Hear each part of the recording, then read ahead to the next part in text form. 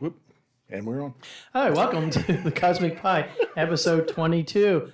I'm your host, Wayne Barkhouse, and here with me, as always, is... Robert Moore. We got a new nickname for you, Robert. Catch 'em on guard Moore. Catch him on guard. Catch him off guard. I caught myself off guard. I clicked the button and was like, oh, crap. Wrong button. Good thing you weren't blowing your nose or something. Right? Oh. We are broadcasting live, as you can tell, from the campus of the University of North Dakota, where leaders can come from anywhere, but they go to UND. Yeah. That's our Is motto. that our new motto? Well, it's on the website. That's where I found it. feel kind of like a certain movie, you know. That's our motto if we had a motto. What's the motto with you? Now, we do have a live chat feature that's running, so if you have any questions or comments that you would like to make throughout the podcast, feel free to use that feature. And disclaimer, Robert, do you want to try that one? I will try that one. The opinions and views are expressed are those of myself and Wayne. They're not the views of the university or the Department of Physics and Astrophysics or the College of Arts and Sciences. And today I'll leave it at that. Well, you can go on and on and on. And on. Ad infinitum, you know. So how you doing today, Robert? I'm doing all right. A little bit of punchy, I guess. You know, I was punchy too. You know why? Why? For a different reason. Oh? This is the week of October the 10th. You know what that means? It means Clipper should be launched today. Well, not today. Today is the 8th, so in 2 days, on 2 Thursday. days. So Thursday afternoon, the Europa Clipper mission on its way to Jupiter. Right, should be launched. So the launch gotta find my cursor here. The launch is taking place at the Cape Canaveral, or Kennedy Space Center, as we call it. In other words, in Florida. Now, what else is happening in Florida today? A little bit of wind. Run for the hills. Yes. By the way, yes, I'm making a little light of it, but it's not something to joke about, really. If you're in the area path of Milton, please get out.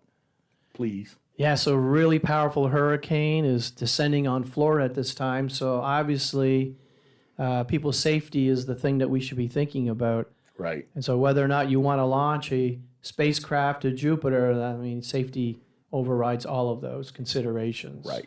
The spacecraft can wait. It has to leave by November 6th, but even then, if something happened and you can't get it off the ground by then, it will be delayed upwards to almost 2 years. But that's okay. You know why? It's only 2 years? Well, the thing I'm thinking about is, remember the little problem with the transistors on board the spacecraft? Oh, so you're saying we could take it apart and re-harden the transistors? Well, I'm saying yes. If we happen to be delayed for weather-related issues or mechanical issues, we can take advantage of that downtime for 24 months and actually swap out the transistors to make sure that they will last even longer than what we had hoped. Right. And maybe we'll get more bang for the buck from our mission. That one could hope. Now, I'm going to ask a question because you mentioned it'd have to be delayed 2 years. Why would it have to be delayed 2 years after November 6th? Yeah, that's because of orbital alignment. So the orbits have to be lined up correctly in order, and I think it's a flyby of Mars, if I'm not mistaken, and use some of the gravity assist of Mars to get its way eventually to Jupiter. So all the alignment has to be done perfectly because the planets, as you know, Robert, are constantly moving. And because they're constantly moving, you know, the alignments are changing. So everything has to be timed out exactly right. And you've got to calculate those orbits. And calculating transfer orbits is not exactly the easiest thing because of all the moving bodies in the solar system. Well, thankfully, we have computers that can do that. Easier. But really, it's the software. Yep. Right, that's the real thing. I mean, we've had computers for a long time now that can do those type of orbital calculations, but you got to make sure there's no mistakes, bugs, as we say, in your computer program. If there is, that can cause, obviously, an issue, right? Right. I think they go through three different programs, try to get the same answer, and if they don't, they start looking for why. Yeah, I don't know. I don't know anything that? about that. It'd be nice maybe to have a guest on sometime to actually get into the details of how you would send a spacecraft to Uranus, for example. Yeah, which is just talk to some people and see if I can't find somebody that knows orbital mechanics and the programming of these missions. Yeah, in fact, you want to be able to, if you know what the answer is ahead of time, right, to run it through the computer. Like you said, a lot of these calculations are so technical and so long, you really can't do it like on a hand calculator. Nope. So by doing it different techniques or algorithms that you're supposed to get to the same answer would probably be the best way to do that. So that makes sense. So Europa Clipper, when will it be launched? Well, we don't know. It depends on what happens with the hurricane and the mop-up, if you like, the aftermath of the hurricane, how long it'll take to get everything up and running. So hopefully not too much damage will be done to Florida, but it doesn't look good right now. It does not look good. So, get out of the way if you can. Yeah, so we'll see what happens there.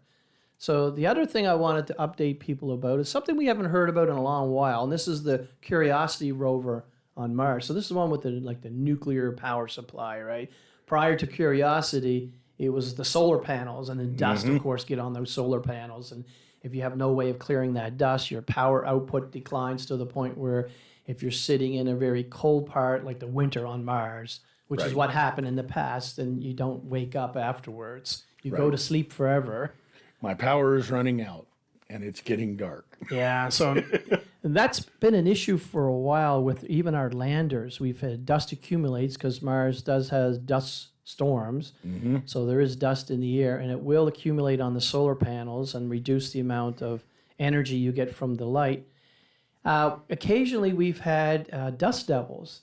That'll clean them off. That'll clean them off if they're in the right spot. And we've had situations, I believe it was the one that was way up north of Mars. It was in an area where there was a lot less dust storms, the dust devils.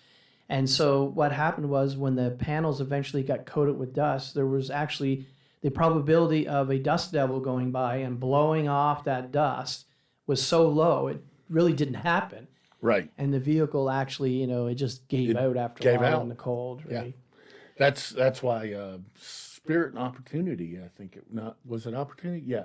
Yeah, because the dust storm hit them. They were only them. rated for 90 days, but then the dust devils kept coming by and sweeping them off, and they went on and on until they just finally, the bearings and the wheels and things started wearing out. And the last one just died because of the power level had gone down so low during a dust storm that by the time we came out the other side, it was too late. It was the too late. vehicle was dead. Yep. And once you freeze up the electronics, things contract and then circuits break. And if they break in a critical spot, which is what happens, they're too cold, you can't keep the heaters going, then game over for that. Game over.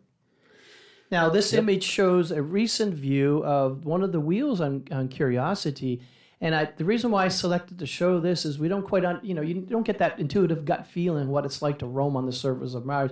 You think it's like, oh, I just have a rubber tire or something in the desert of Earth, and I can essentially, use that for decades.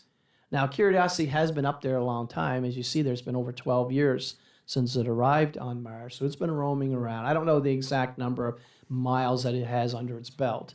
Yeah. But it's a few, and it's very slow. The mileage accumulation is very, very low level. They're very careful where they go on Mars, right? You go a few turns of the wheel or a few revolutions, and you stop, look around, look for obstacles in the way that could cause, harm. You don't want to roll down the side of a steep crater, for example, or down in a valley and have the thing flip over.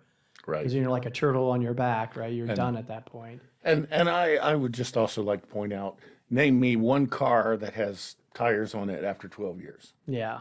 If they're like rotted. Right. Even if they're sitting in your garage for 12 years, right? Those tires are usually decayed. So I think we've proven yet again we can make things that last, longer past expectations. So while the damage is horrible and terrible, it's 12 years old. It's 12 years old. And the other thing is, obviously, you build it out of a lightweight alloy because you want the thing to have the smallest amount of mass as possible when you're trying to send it to Mars, a vehicle like this.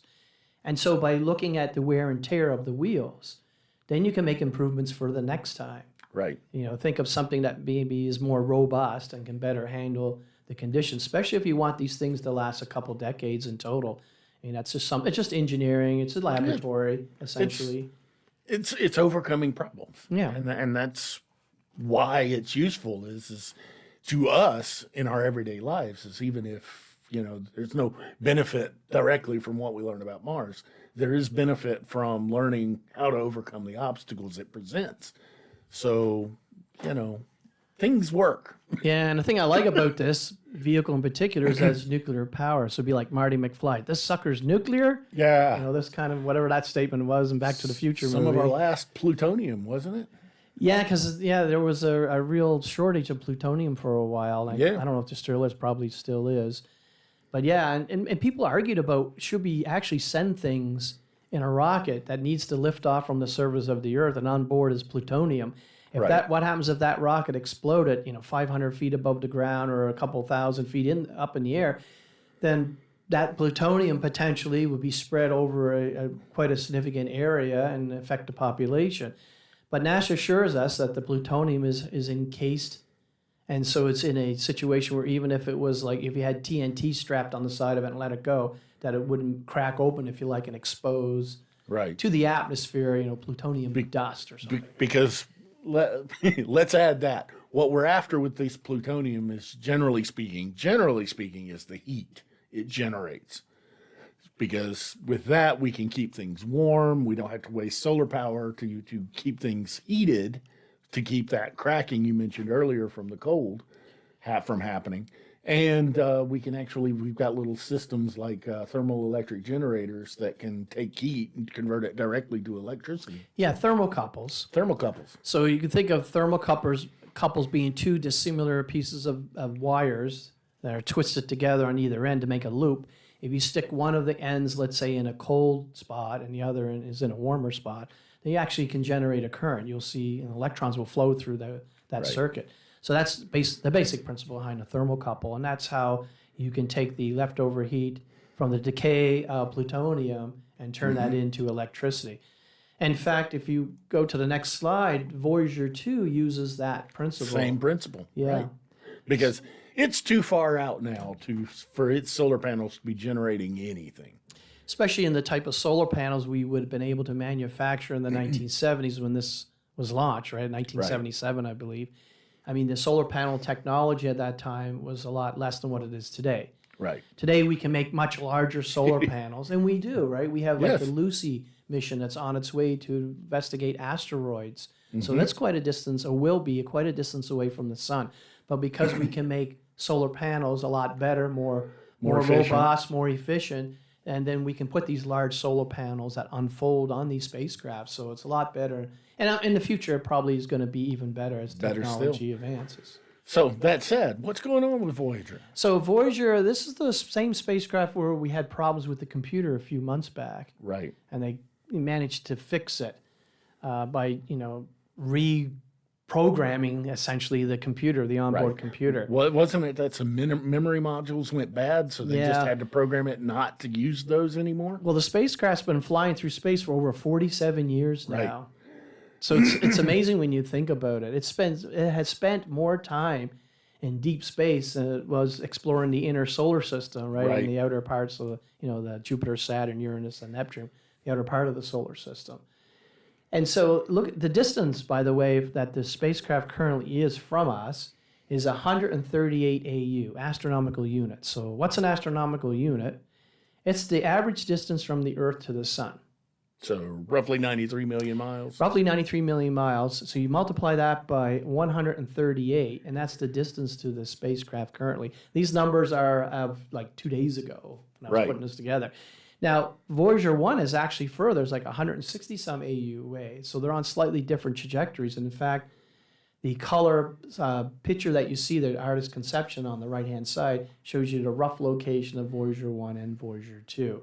Right. Okay, for comparison. And now, go ahead. Yeah, I was just going to say, so the interesting thing about Voyager 2 is that it has reached, there was enough energy given to it by both the combination of rocket propulsion and the gravitational assist of the major planets like Jupiter and Saturn, right? That it allowed it, and Uranus and Neptune, right? That's the one that flew by all four of the gas giants. Oh, it did? Okay, yes. I didn't know which one it was. Yeah. But yeah. And so from that, it has reached what we call escape velocity. So it's traveling too fast. The gravity of the sun cannot slow it down to the point where it stops and actually starts heading back towards the sun again. So it'll forever leave our solar system, and that's what it's in the process of doing. And it's not only Voyager 2. We also have Voyager 1, which has reached escape velocity, Pioneer 10 and 11, and the New Horizon probe. So there's actually 5 spacecraft that are on their way out of the solar system. And there's nothing we can do unless we somehow could catch up to them in the distant future. Distant future, who knows? Yeah, but if left untouched the way they are, they will forever go in orbit around the Milky Way, I said. Right. Unless they come... Because they don't have escape velocity from the Milky Way. No, they don't. Or from the universe. Or from the universe. They will stay in our universe. We are almost guaranteed that, right? So what happened to Voyager 2 is its power has been going down ever since it's been launched. You have a certain amount of plutonium. That plutonium decays through radioactive processes. The end state being? Lead. Lead. And lead doesn't decay. So you're only going to get the decay. It's only set up to use the decay of the plutonium itself. So as the mass of plutonium decreases with time, the energy that you can extract from that decay gets smaller and smaller. It also decreases. It gets cooler. Yeah. So you get less and less energy. Well, it takes energy to run, various experiments, to run the heaters, to keep it warm or at a temperature where electronics are not going to freeze and cause issues. So over time, that power then has declined. So you have to reduce the power consumption. So what you do is you start turning off the instruments. So essentially, when these spacecraft were done flying by the major planets, there was one last photograph that it took, turned its camera back on one of the Voyagers. The pale blue dot. Right, and looked at the part of the solar system, mainly, to get an image of the last image that you're going to take, and out it goes, right? But you start turning off the instruments that you don't need, like the cameras and so on. But there are several instruments you want left on, that stuff that's sampling the solar wind, the magnetometers. The plasma environment and all these. So that's what happened recently is they had to turn another instrument off just to maintain the function, the basic function of the spacecraft, at least they say till the 2030s. And then it reaches a point where then you're turning almost everything off and it's a dead spacecraft at that point. Right. But it'll continue to move away from the sun. So I mean, at a certain point, you've only got energy to run the transmitter. Well, at that point, why are you running the transmitter? What is it transmitting except, hey, I'm here? Yeah, exactly. Once all the instruments are done and there's no more power to run both the radio and to radio the data back to Earth and any science instruments, then the mission is over in that sense. Right. Still, 47 years. Yeah, it's amazing. And that's the longest continuous running computer. Oh, right. Yeah. Remember? 47 years it's been running nonstop, the computer. Because back then they didn't program them to shut down for the travel phases and everything. So you'd still have to have something running, like a timer to wake it back up, right? If you wanted to. But this is the longest continuous running computer, as far as I know. Right. And it's kind of cool when you think about that. I think it's really cool, but maybe I'm weird. Then again, it was launched about the time I was born. So 47 years is a long time, Robert, but it's not as long as the time since the asteroid wiped out the dinosaurs. That's 65 million years. 65 to 66, depending on who you talk to. But hey, what's a million years? 60. But the interesting thing about this is there's been a recent study of a crater on the Earth, and this is in Africa, where there's evidence that this crater was produced at about the same time as the asteroid that impacted the Earth and wiped out the dinosaurs. Right. So it looks like that it wasn't a single asteroid piece that hit the Earth, but actually at least 2 pieces, this one being a lot smaller. But still, it was a significant impact. It would have been on its own. It would have done major damage by itself. And this doesn't surprise me because we just, with the DART mission, slammed into an asteroid that was itself a moon around another asteroid. So it makes perfect sense that a big asteroid like the Chicxulub crater had little orbiting pieces, itself. It makes perfect sense to me. But and you mentioned the DART missions, so that was roughly, what was that, 2 years ago or something? Something like that, yeah. Where NASA hit a small satellite. The small asteroid that was itself a satellite around a bigger Dimorphos or something, asteroid. The name of it? Right, Didymus and Dimorphos. Something like that, yeah. Anyways, the European Space Agency just launched the Falcon Heavy out of Kennedy Space Center on Monday. Just got out before the hurricane got too bad. And in it is the Hera mission, which is actually going to take 2 years to get to that same asteroid combination, right, the binary asteroid, to actually look at the damage essentially done by the DART mission, the impactor. What would we possibly hope to learn from seeing the scar? Well, here's what you learn. You know the size of the impactor in terms of its mass. You know the relative velocity of impact. So you know the kinetic energy. Right. Actually pretty precisely. So then you can look at the size of the crater that was created during the impact to get an idea of what type of damage was done to that asteroid itself. And that damage, of course, depends on the tensile strength of the composition of the material. Right. So you can get a lot of information about what material that asteroid, at least on the surface, is made up of. Right. And of course, Robert, and how it's put together, you know, Yeah. is it a sandbag essentially, or is it a rock pile, or is it a solid piece? right. And so why is that useful, Robert? Do we want to know about Because stuff like that? would help us determine what type of mitigation factors would be best if we suddenly find an asteroid's coming at us. Because the strategy will be different if it's a solid piece or a sandbag or a rock pile. You know, how it's put together will determine more what we can and really should do. So why can't we just send up all our nuclear weapons? Well, because what would that do against a rock pile? Well, it just turned it into scattershot. So the question becomes at that point, do you prefer to get shot with a rifle or a shotgun? Now, the center of mass of the object, of course, will not change, right? Right. It'll just spread out the debris, if you like. Right. And so that'll still inbound and hit the Earth if it's on the trajectory to do so. And so people then go, well, won't most of it burn up in the atmosphere? Well, yes. So you like being in an oven. You know, because all that kinetic energy is still being delivered to the planet. And that's kind of my shotgun versus rifle. Do you want it coming in as just one pellet, or do you want it coming in as multiple shots? So, yeah. So if we can't blow it up with nuclear weapons, and wouldn't that be ironic that we take all of our nuclear weapons and we could somehow use it for peaceful purposes? That To would be allow the nice. survival of mankind rather than the elimination of mankind? That would be nice, but I don't know that you could get all the governments to agree to that, and without them hiding a couple of cookies, and then when it's all over going, we're in control now. Yeah. But the other thing to note is that the DART mission actually shows that, so we changed the orbit period, the orbital period of the satellite asteroid by roughly 30 minutes. Right. So we can have, no pun intended, a big impact on the orbital dynamics of these asteroids. It basically proved the concept. We can change the orbit of these objects. The important point, though, is you have to have enough lead time. Right. This is not something you do 15 minutes before a collision. Right. Or 3 days like Armageddon or one of these other Hollywoodized movies. You know, it's not that we can't do these things. It's that you need months, years Years preferably, would be better. you know. And that's why, to me, the scary thing is not an asteroid. The scary thing is a comet.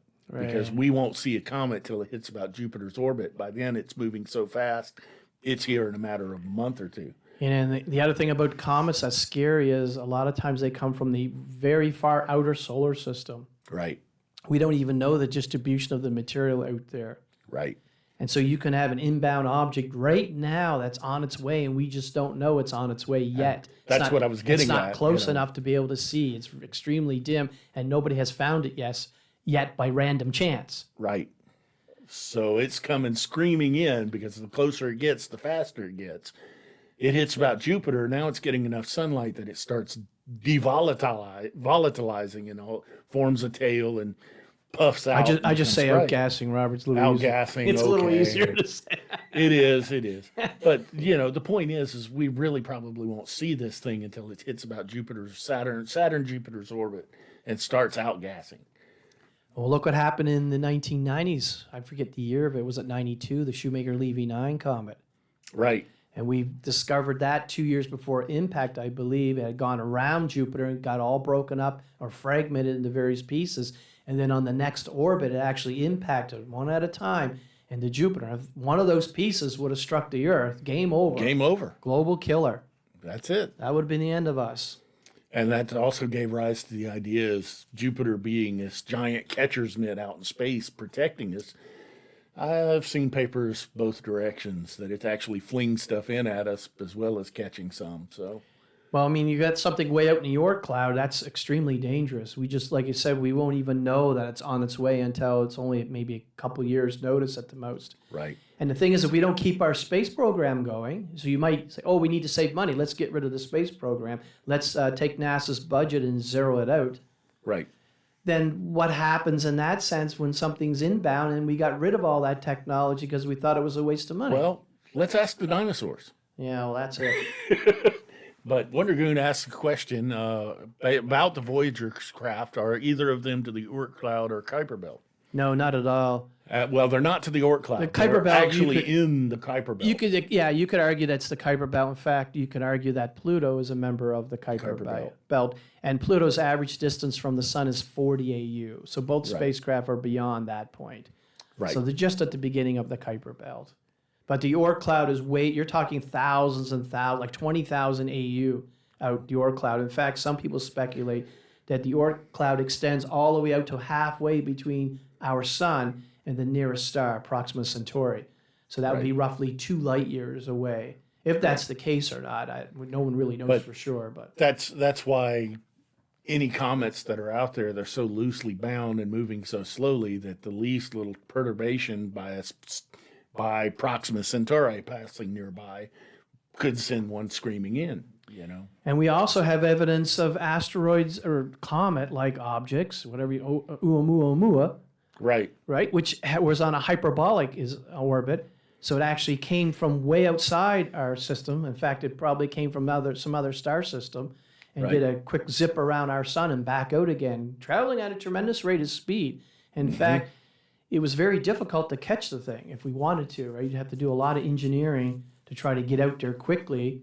And so, in fact, the European Space Agency is planning on sending a couple spacecraft out in space to orbit the sun that's going to be intercepting any inbound object like Oumuamua, because it's a little easier if they're already out there. Right.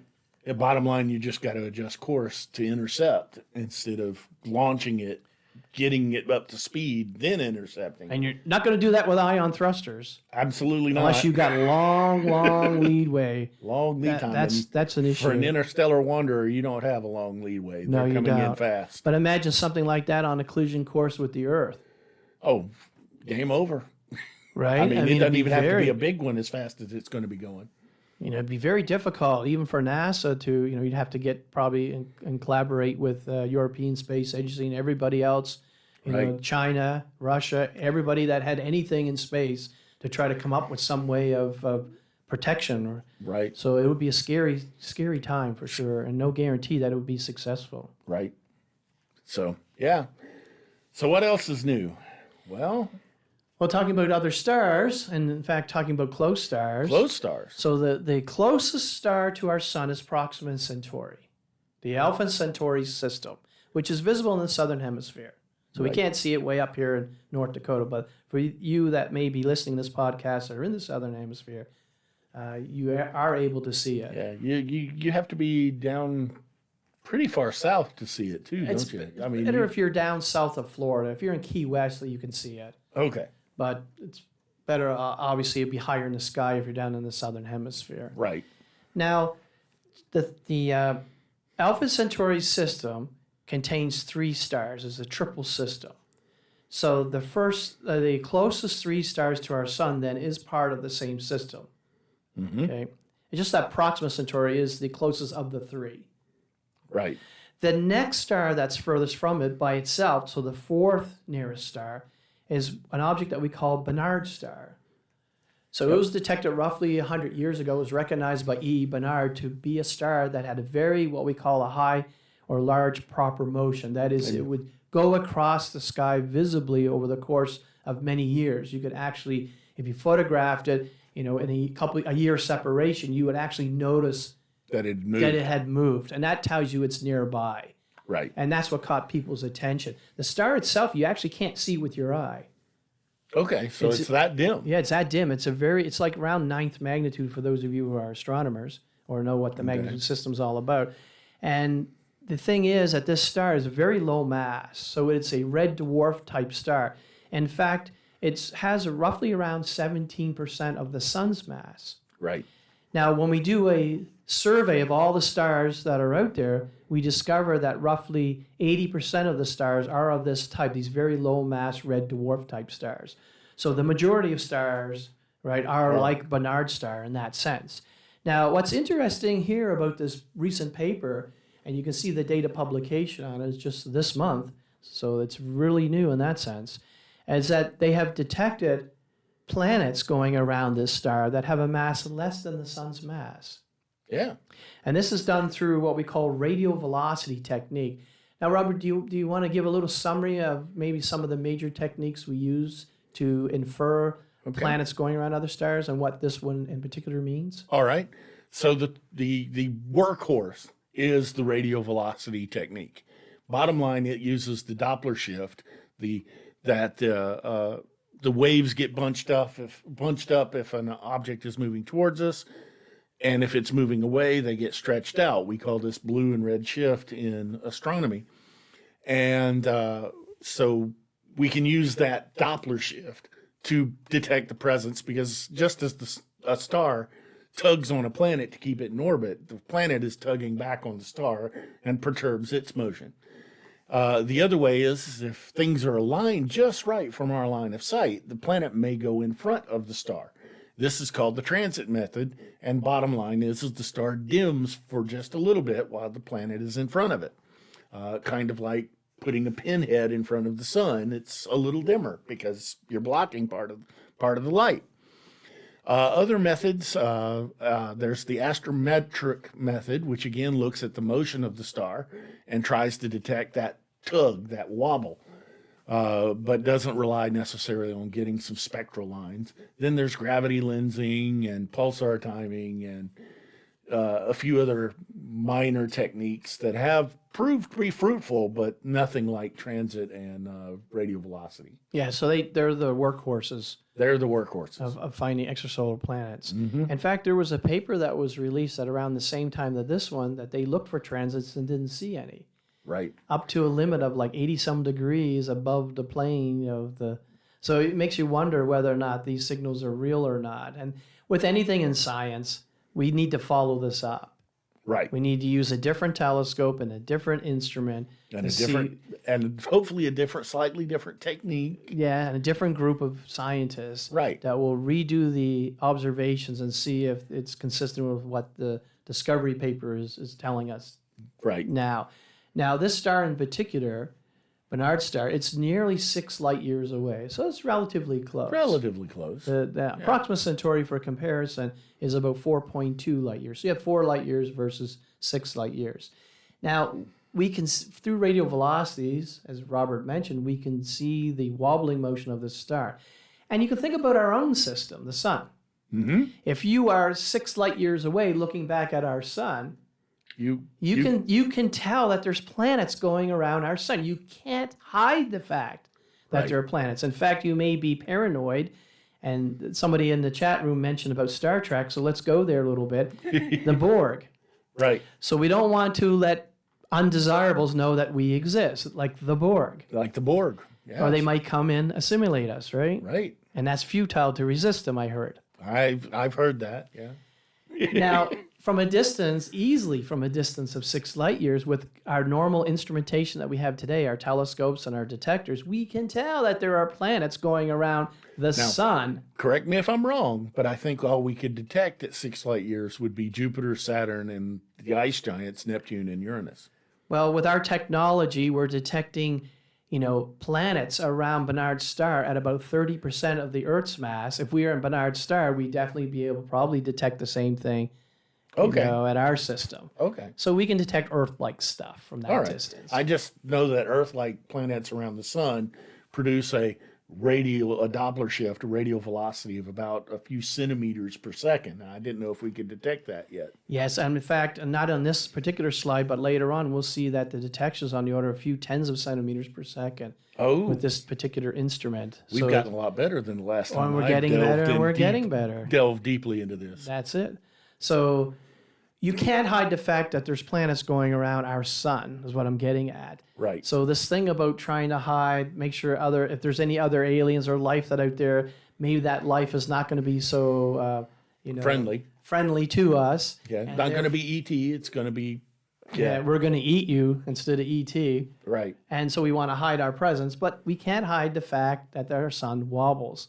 Right. Because of the pull of the planets on our sun. By the way, the sun actually, it wobbles because it's actually orbiting the center of mass of the solar system, and known as the barycenter. Mm-hmm. And that barycenter, it varies depending on the alignment of the planets and where they're located in the solar system. Sometimes that center is inside of the sun. Sometimes it's a little bit outside of the sun.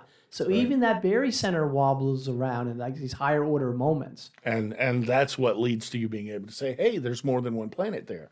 Is you see that wobble on top of the wobble. Well, you mentioned already about the sophisticated programming that we use to get spacecraft to different places. In fact, the programming that's run to determine the exact trajectory that your space probe needs to go on, like when to launch and all these sort of things, they use the barycenter as a way of using that as a 0 point, if you like, for the solar system. You don't use the sun because that sun is moving.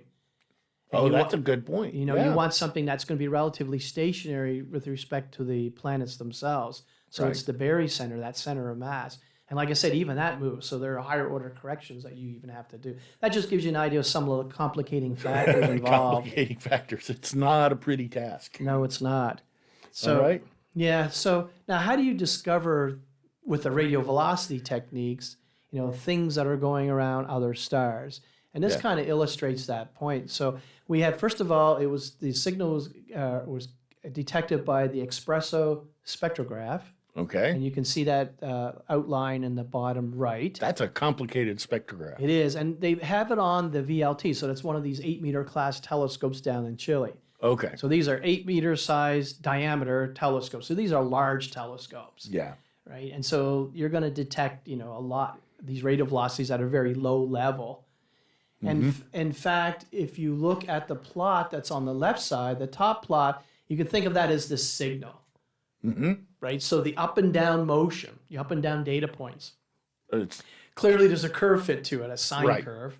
And most people are going to look at that and go, there's a signal there, and it looks like a lot of noise. And that's one of the things we do watch out for, because we humans like to see patterns. Yeah. But in this case, that bottom graph tells us there is a signal there. Yes, and so the thing that you look for is you can run sophisticated algorithms that analyze the trend of the data. So you could have a lot of uncertainty and fluctuations in the data points, but if there's an overall trend, let's say something is decreasing, then that's something that you can get that trend line as something that you can fit for, or at least analyze and look for. And that's exactly what you're seeing is this up and down. So you have these uncertainties, but then there's clearly an overall trend where you're going down and then up again and then down and just repeats. And so that's what we're looking for, what we call residuals. Yes. And this is arguably at the limit, almost at the being able to detect it. So it's not something that is extremely easy. That's why we need confirmation. Right. We need follow-up observations. And it's hard to get that confirmation nowadays because the big news is getting out there first, and there's just not a whole lot of papers that take papers that are basically saying, we got the same result. Not a whole lot of papers want that. And the other thing is you can't just do it like with a backyard telescope unless your backyard contains a multi-million-dollar facility. An 8-meter telescope or two. That's it. So you need like state-of-the-art instrumentation, state-of-the-art telescope in order to confirm or not these observations. Right. That will be done. It will. Barnard star is close enough that it's one of those locations that you'd want to get to with a space probe eventually. Right. Right, you're going to go to Proxima Centauri system, and the next one beyond there is the Barnard star. Right. So in the distant future, I can see, images splashed on whatever the super information highway is going to be in a couple hundred years from now of what it looks like, of planets Around these orbiting systems. Barnard star, that we'll get Yeah. some close-up views of those planets. Now that makes me think: do we have we found any around Proxima or Alpha Yes. Centauri? Yeah, absolutely, absolutely. I wasn't sure. I thought I remembered something, but I wanted confirmation. Yeah, so those obviously will be explored first, right? Right. And you got to be careful when you land on those planets. Like alien creature, like the alien Yeah, movies, right? yeah. Will be there. So I don't think landing will be the target because you'll have to get up to such high speeds. It'll be very difficult for you not to be just doing a flyby yeah, it'll be a very quick flyby of the whole star system. the first good views that we'll get. But eventually, we'll go there with orbiters and then landers. It'll be all robots at first, or maybe the robots will be running the world by that point. Yeah, yeah. Are the octopoids? I proudly welcome our new cephalopod overlords. At least they don't have to carry oxygen. Right? They don't need McDonald's food to stay alive. All they need is electricity. That's their food, I guess, that they need to consume. Yeah, right? yeah. Some kind of power, right? All right.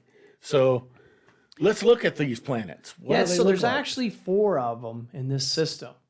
And the diagrammed out is on the right side. And the one thing to notice is the scale here. It's in AU. And the Earth, as I mentioned, is 1 AU from our sun.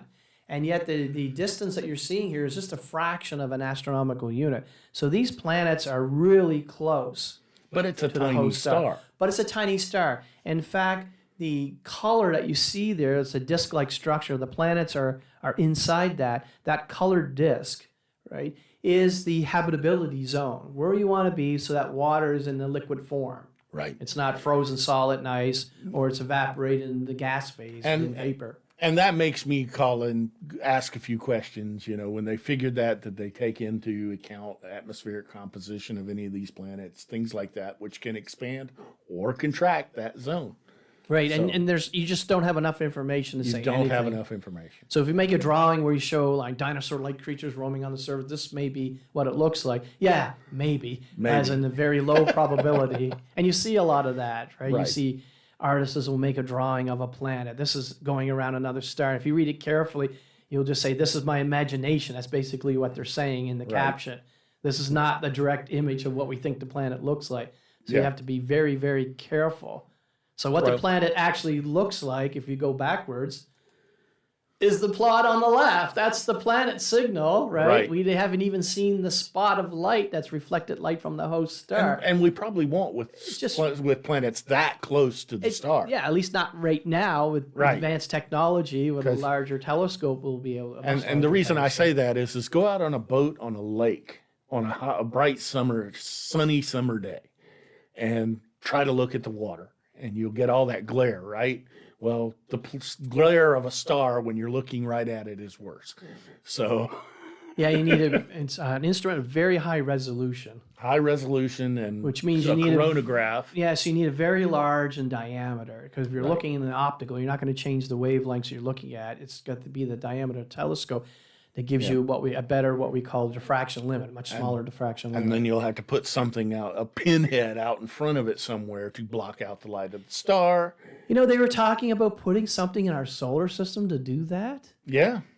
Mm-hmm. Isn't it amazing? You can put like an obscuring object in the solar system in orbit around the sun.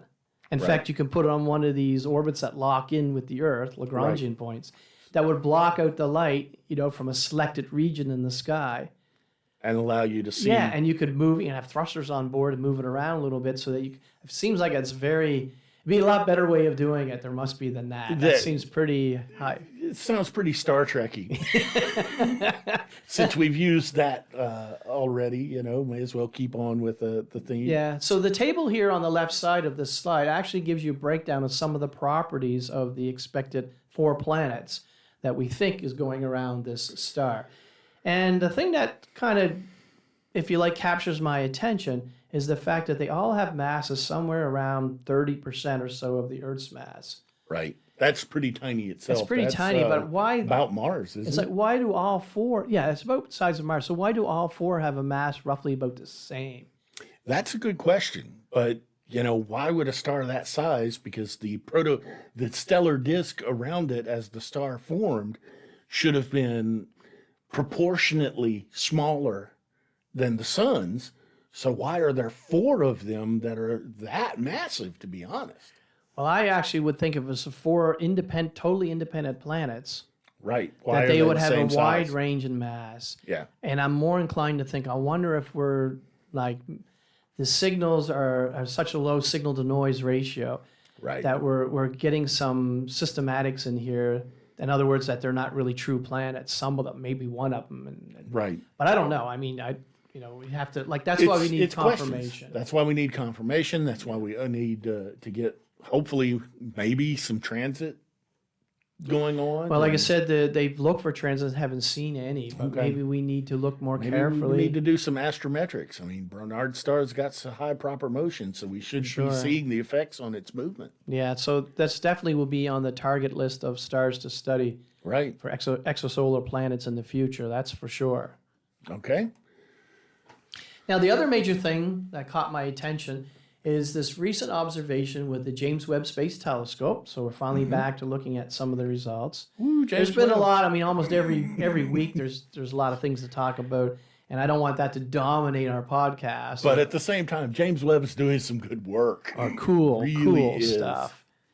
So this is one of them. This is a galaxy that is roughly about 12.5 billion light years away. So the light that enters our telescope tonight left this object roughly 12.5 billion years ago. That's before the sun was formed. Way before. Right. Because the sun would have formed roughly 4.5 billion. billion years ago. Yeah. So this is a long, long time before that, like 8 billion years before that. Right. And this is like a little over a billion years after the universe came into existence. Right. Because the universe is about 13.8 billion years old. So this is a little bit like about 1.3 billion years later that you have the light that's left this object and finally reached us here on Earth.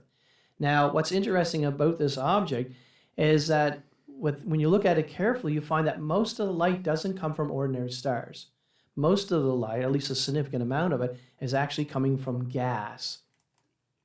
And we know that because of the analysis of what we call the spectrum of an object. So you want to, maybe for people who are not familiar with spectra, you want to say Okay. some words about that? Spectra comes from the fact that every element, every molecule, everything has its own wavelengths, its own colors of light that it emits.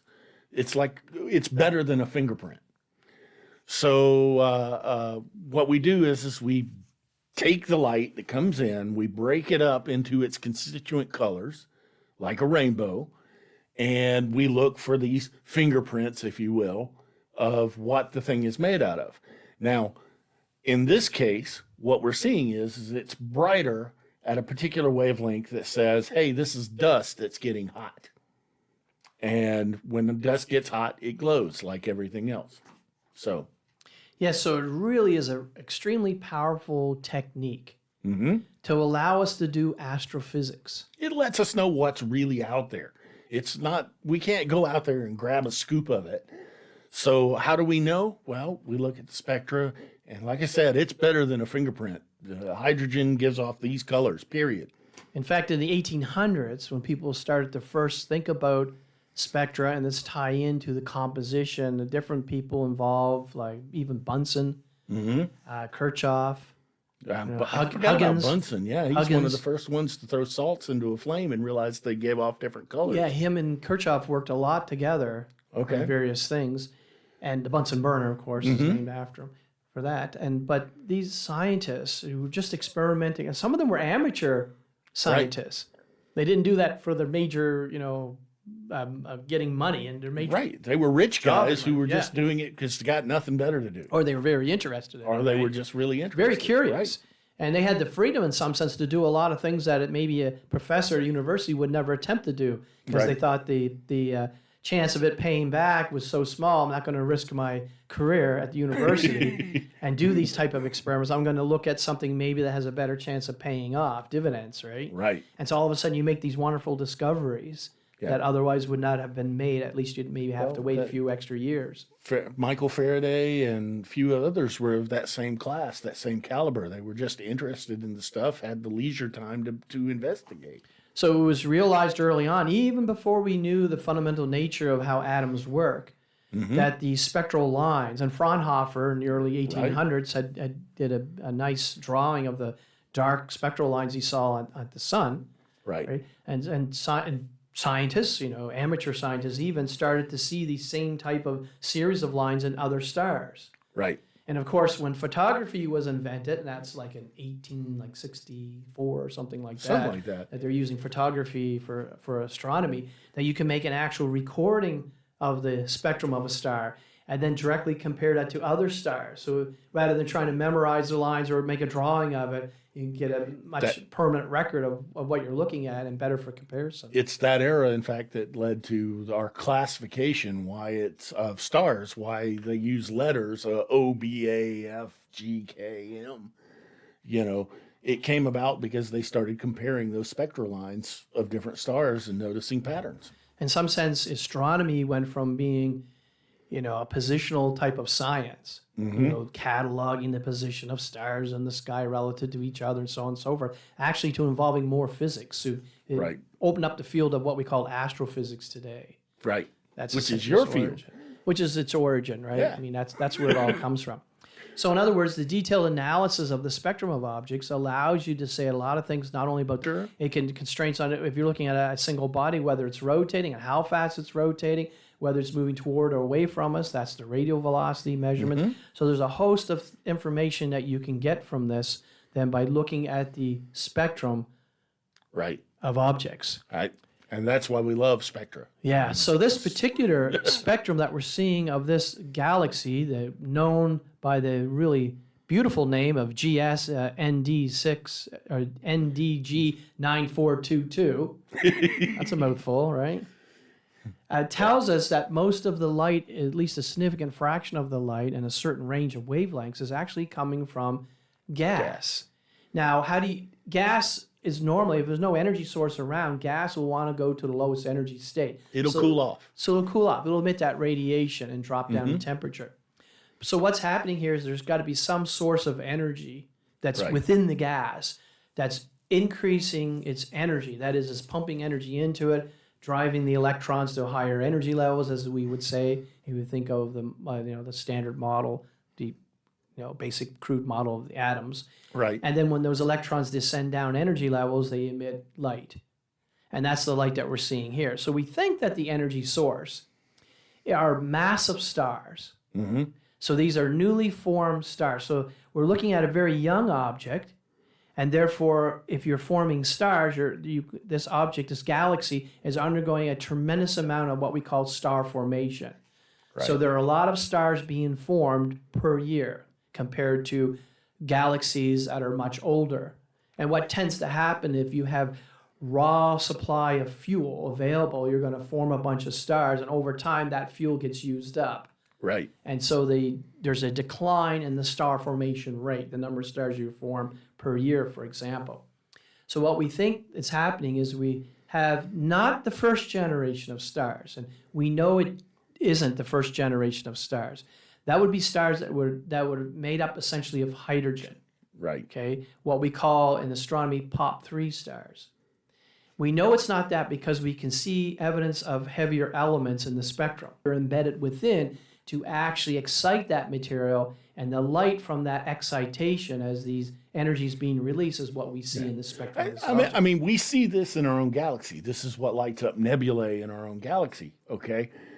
The thing is this was on 12.5 billion light years away. This is on galactic scales that things are being heated up. Right, and you can use the brightness estimate, the measurement of the apparent brightness, and then with the distance, to be able to convert that to the intrinsic brightness, the luminosity. And you find that this galaxy is extremely luminous in terms of the light that's being output by mainly the gas. Right.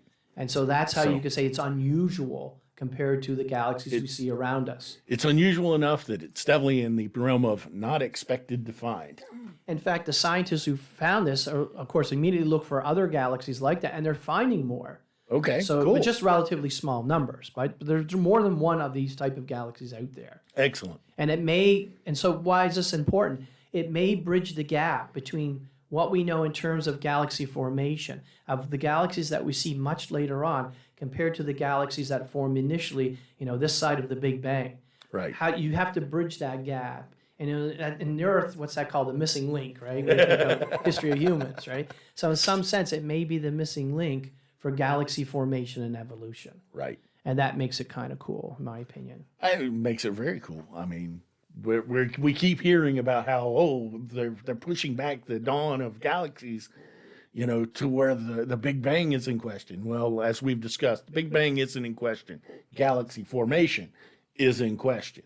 And this may be one of those missing links that tells us how these things are going on, how they happen. And it's not surprising because even with the Hubble Space Telescope, we're not able to map out the full extent of galaxies' lives, right back until when they're infants, till they first form in a nursery-like environment where you're producing galaxies. We don't have that type of information. We can infer how things happen based on the laws of physics and what we see, up to that moment, earliest moment. Right. But at some point, you enter what we call the dark ages, And we don't really have information from.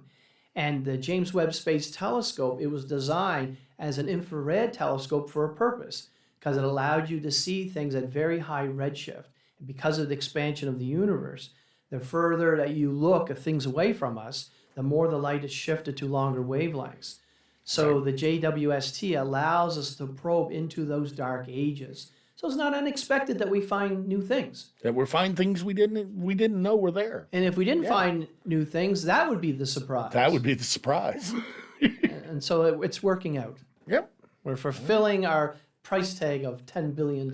That's it. We're getting our money's worth. We're getting our money's worth.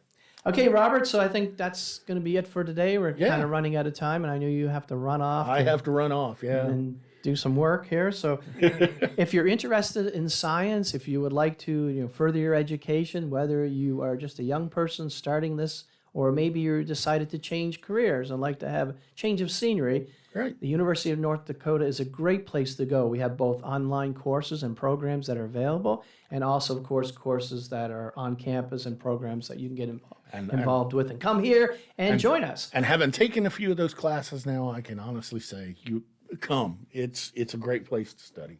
Definitely, for sure. And the other thing to note is that our next podcast will be next Tuesday, same time, same great place, channel. same bad channel, right? Right. So that's I don't know. We might get into copyright saying that. Yeah, we can't say that. Right. But remember, what we say is just their personal opinion. Right. So that would be on October the 15th, if I've counted right here. And so that'll be our next podcast. And we always end our podcast with a quote. All right. So today's quote is by Louis Pasteur. Oh, so not even a physicist. Yeah. So the quote is, "Science knows no country because knowledge belongs to humanity and is the torch which illuminates the world." I like that quote. Thank That is a you good for one. watching. Give us a thumbs up if you like, subscribe if you haven't already, and we'll see you next time. See you next time, folks.